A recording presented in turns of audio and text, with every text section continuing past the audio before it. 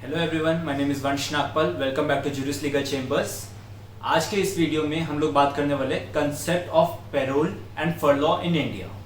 सो basically इस video में मैं आपको बताने वाला हूँ what is the meaning of the terms parole and furlough. इसके अलावा what are the grounds for the application of parole and furlough. Thirdly, I'll tell you about the authorities which can grant parole and furlough. Next, I'll tell you about what are the grounds on which the application of parole and furlough can be rejected. And lastly, I'll tell you about the important time spans.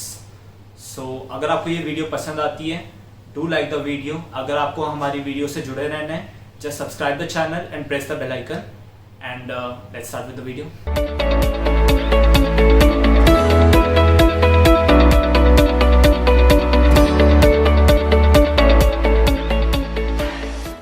First is meaning of parole. So basically, the parole means temporary leave granted to a prisoner on his requisition. किसी भी prisoner को अगर उसके request करने पे temporary leave दी जा रही है prison से, तो उसे parole कहते हैं. Parole दो types की होती है. पहला custody parole, दूसरा regular parole.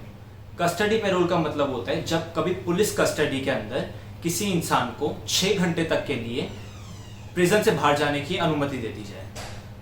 वहीं रेगुलर पैरोल का मतलब होता है जब विदाउट पुलिस कस्टडी 1 महीने तक के लिए किसी इंसान को प्रिजन से बाहर जाने की अनुमति दे दी जाए.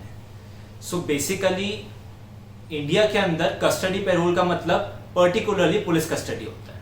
हाउएवर वेस्टर्न कंट्रीज के अंदर अगर कोई भी आदमी रिस्पॉन्सिबिलिटी लेने की लिए तैयार हो जाता है तो उसे अलाउ कर दिया जाता है, बट वो एक्सेप्शनल केस होता है. वहां पे भी अदरवाइज कस्टडी पैरोल का मतलब under the surveillance of police custody ही होता है.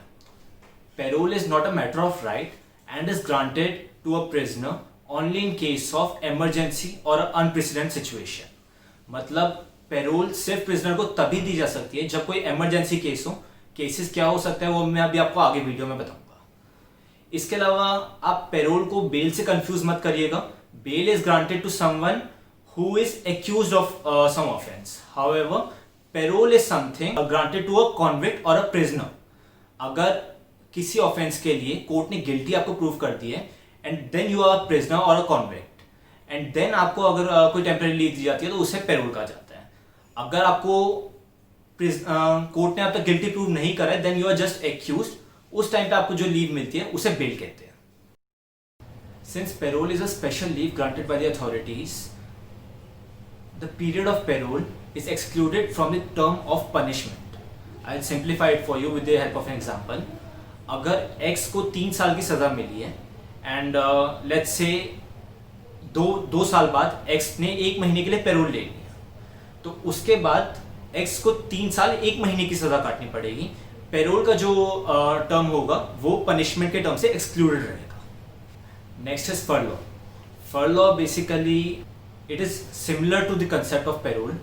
It is a temporary leave granted to the prisoners who are sentenced for more than 5 years.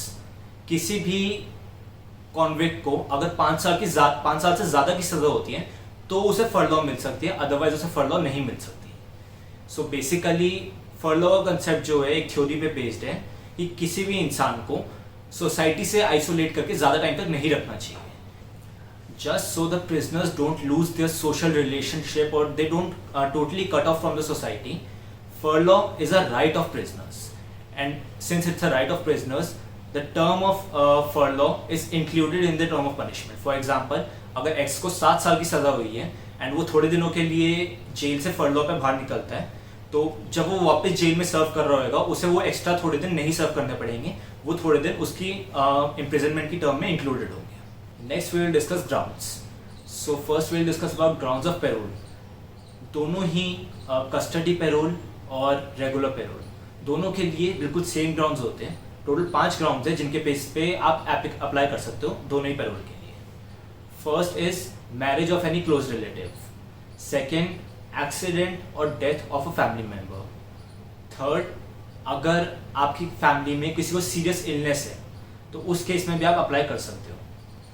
Fourth, delivery of child by a wife. And fifth, severe damage to life and property of any close family member. Total यही 5 grounds है जिनके basis पे आप payroll के लिए apply कर सकते हो. ऑन द अदर हैंड अगर आपको फरलॉ के लिए अप्लाई करना है तो उसका टोटल एक ग्राउंड है, that you should be sentenced for the imprisonment for more than 5 years. Law of parole and furlough is governed by Prison Act 1894 and Prisoners Act 1900. Payroll और फरलॉ दोनों ही जेल सुप्रिटेंडेंट ही grant करता है. अगर jail superintendent payroll या फरलॉ grant करने से मना कर दें तो उस केस में हाई कोर्ट में अपील की जा सकती है. इन केस अगर हाई कोर्ट भी मना कर दे तो उस केस में आर्टिकल 136 के अंडर सुप्रीम कोर्ट में स्पेशल लीव पिटीशन डाली जा सकती है. Next is grounds for rejection. So there are two grounds for rejection for the application of parole. First, that convict is threat to society. Second, the convict is likely to abscond. मतलब अगर जब भी payroll grant करी जा रही होती है उसमें दो चीज़ें देखी जाती हैं. पहला, जो कॉन्विक्ट है वो सोसाइटी के लिए खतरा ना हो. दूसरा, वो भागने की कोशिश ना करे. अगर कभी भी पेरोल ग्रांट करी जा रही होती है तो उसमें एक चीज़ को बड़ा ध्यान से देखा जाता है कि कॉन्विक्ट का पास्ट बिहेवियर और पास्ट कंडक्ट कैसा था. अगर कभी पहले पेरोल ग्रांट करी गई थी तो उस केस में उसका कंडक्ट कैसा था, जेल में वो किस तरीके से रहता है. In fact you must have heard about Sanjay Dutt. Sanjay Dutt was granted parole so much of times. The only reason he was able to get parole was his good behavior and good conduct in jail. There are some exceptions जिन लोगों को payroll grant नहीं होती है. First of all, the convict for multiple murders, the convict for rape and murder, और the convict for anti national activities और convict for terrorist activities. इन लोगों को जनरली पेरोल ग्रांट नहीं होती है. However there is no hard and fast rule. इन लोगों को भी एक्सेप्शनल केसेस में पेरोल ग्रांट हो जाती है जब ये कोर्ट में अप्लाई करते हैं. Last but not the least, time span. As I have told you earlier, custodial parole के लिए मैक्सिमम टाइम पीरियड जो होता है वो 6 hours होता है. अगर यही आप रेगुलर पेरोल पे जाओ तो मैक्सिमम आपको 30 days की रेगुलर पेरोल प्रोवाइड की जा सकती है 1 साल के अंदर. दोनों ही कस्टोडियल पेरोल और रेगुलर पेरोल एक्सटेंड नहीं हो सकती किसी भी केस में. हाउएवर स्टेट के पास पावर्स होती है कि कुछ एक्सेप्शनल सर्कमस्टांसेस में पेरोल को ज़्यादा बढ़ा दिया जाए. Just for the sake of example, अभी मई 2020 के अंदर रिसेंटली कोविड-19 की सिचुएशन में महाराष्ट्र गवर्नमेंट ने ये बोला था कि 50% अपने जो भी हमारे प्रिजनर्स हैं उन्हें हम रिलीज़ कर रहे हैं पेरोल पे. अब ये सिचुएशन कितनी लंबी चलती है ये हमें नहीं पता. दिस में last for 6 months, even for year और 2. तो इस केस में पेरोल जो है लंबी जा सकती है. This is the powers of state. But normal circumstances में पेरोल कभी भी 30 days से ज़्यादा 1 साल में नहीं दी जाती. ऑन द अदर हैंड, फरलॉ का टाइम पीरियड जो होता है वो 14 days का होता है. फरलॉ जनरली 14 days के लिए ही ग्रांट करी जाती है and it can be extended in some special circumstances. अगर कभी भी कॉन्विक्ट को लग रहा होता है मुझे अपनी फरलॉ एक्सटेंड करवानी है तो वो जेल सुप्रिटेंडेंट को एक रिटर्न लेटर लिखता है and it's up to the superintendent कि वो उसे कंसिडर करते हैं या नहीं करते. सो अभी तक मैंने आपको ये नहीं बताया कि अप्लाई कितने टाइम पहले करना होता है. इसके ऊपर मैंने जैसे मैं आपको पहले बताया था, पेरोल और फरलॉ दोनों ही स्टेट लिस्ट में आते हैं. तो हर स्टेट के इसके अपने अलग अलग रूल्स हैं. जैसे अभी 2008 में बॉम्बे हाई कोर्ट ने बोला था कोई भी पेरोल या फरलॉ की एप्लीकेशन जो प्रिजनर्स डालते हैं उसका विदिन 45 days रिप्लाई करना कंपल्सरी है. तो हर स्टेट में ये टाइम डिफर करता है. कुछ स्टेट्स में 30 days होता है, कुछ स्टेट में 90 days है, कुछ स्टेट्स में रेफर ही नहीं किया गया ऐसा कोई टाइम भी है या नहीं है. तो वो हर स्टेट के ऊपर डिपेंड करता है.